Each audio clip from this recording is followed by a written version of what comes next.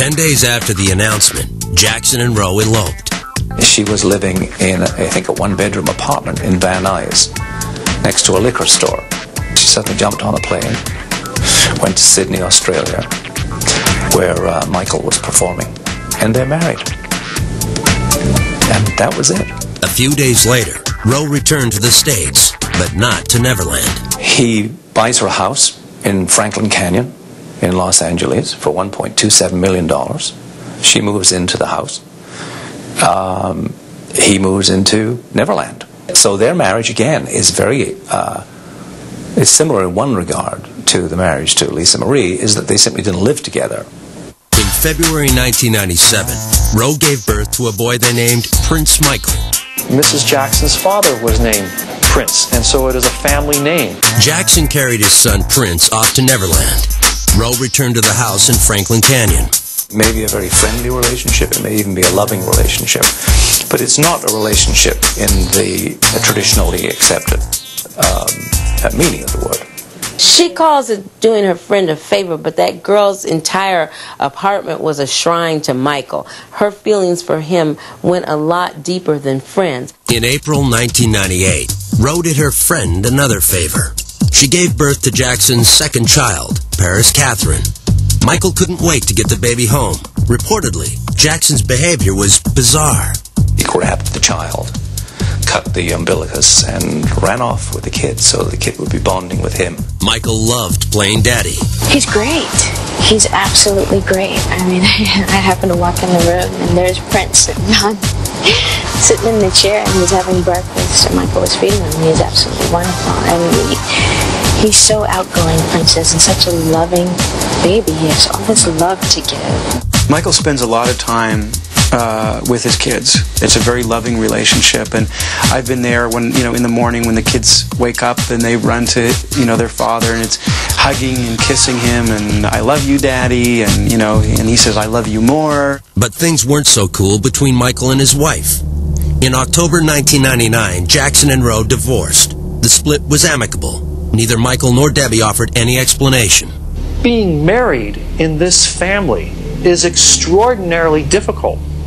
And mere mortals simply cannot cope with the problems.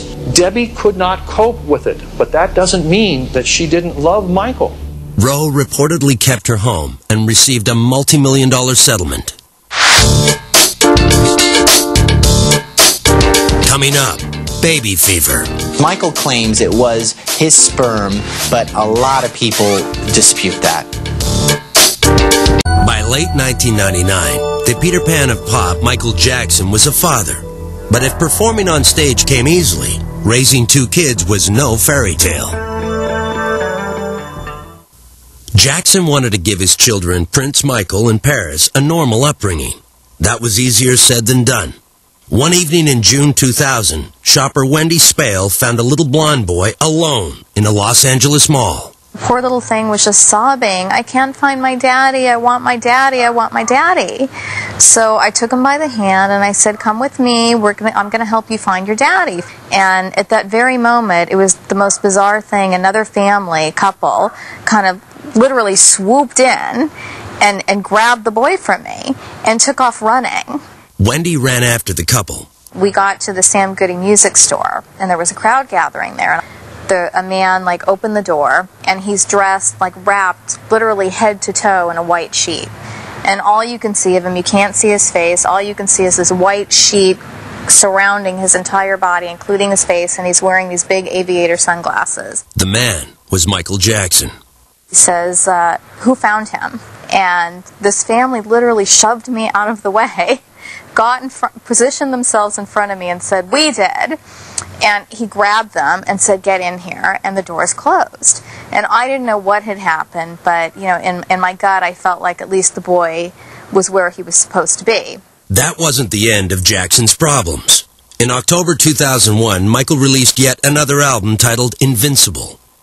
But the Sony recording flopped. Jackson blamed Sony chieftain Tommy Mottola for not promoting the album. I think the situation with Michael Jackson and Tommy Mottola was really a particularly desperate attempt on Michael Jackson to justify failing sales. I mean, I think it's very hard for him to understand why his records are not working in the marketplace the way they used to. In fact, by May 2002, the album completely dropped off the charts.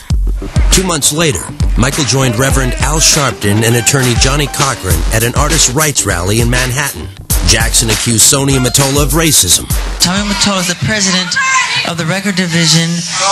He is a mean, he's a racist, and he's very, very, very devilish. Jackson then joined a throng of supporters picketing outside Sony's Midtown offices. They're out on the street holding placards saying, Tommy Mottola is the devil, Tommy Mottola is racist, you know, Sony is a monster. And Tommy Mottola's point was, what are you kidding me? We just gave you $25 million to promote this record. Sony executives maintained that they did promote the album. Less than a week later, Jackson made headlines again over an unreleased single titled, What More Can I Give? The track was recorded to raise money for a 9/11 charity, but Jackson's advisors reportedly halted the song's release after they found out the producer had ties to the gay porn industry. He hooks up with this pornographer so that this guy, Mark Schaffel, could produce his single, What More Can I Give, after 9/11. People find out about this, and Michael's own advisors say to him, look, we can't release the single. The press on this is going to be awful. Jackson cut all ties to Schaffel, but things got weirder and weirder. In December, concert promoter Marcel Avram filed a new breach of contract suit. Avram accused Jackson of backing out of 2 Millennium concerts. Michael has steadfastly maintained that Marcel Avram told him that the last 2 appearances in Australia and Hawaii were not going to go forward. In 2002, the only bright spot for Jackson was the birth of his 3rd child, Prince Michael II. Jackson nicknamed the baby boy Blanket. This is one of those you can't make it up situations. Michael introduced the little boy, then a real infant, to Siegfried and Roy backstage at a Las Vegas show. And that was the first kind of trickle of news which People magazine actually broke at the time. And that's how the world found out about Prince Michael II, otherwise known as Blanket. The press hounded Jackson to disclose the identity of Blanket's mother. It was a surrogate, and I think we have to take Michael at his word when he says that the mother of the child was a surrogate. Blanket's mother wasn't the only mystery. Michael claims it was his sperm, but a lot of people dispute that. 44-year-old Michael's magic was wearing thin fast. For the aging pop star, life became increasingly difficult. Rumors circulated that Jackson's fortune was on shaky ground. It's amazing that one person can go through so much money. Think of the money that this man has earned in his life. He's still very wealthy. The estimate is somewhere between the $200 and $300 million range, but he is nowhere near the billionaire that he says he is. He makes a fraction of what he used to through record sales because he doesn't sell records. In October 2002, Jackson finally surfaced. He appeared in court to testify in the Millennium Tour breach of contract lawsuit brought by promoter Marcel Avram. He showed up with tape on his nose, and the reason he had tape on his nose, according to one plastic surgeon, is that his nose is coming apart, literally at the tip. There's no cartilage, there's hardly any skin. He has essentially erased his nose. It doesn't bother me that he's had plastic surgery. I do wonder why it's such a focal point of the media consistently. I do think that perhaps if he would be more forthcoming and just saying there were features on my face I wasn't happy with, so I changed them, that might help diffuse some of the attention the media's put on it. His consistent denials seem to fuel more speculation about what he has or has not done to his face.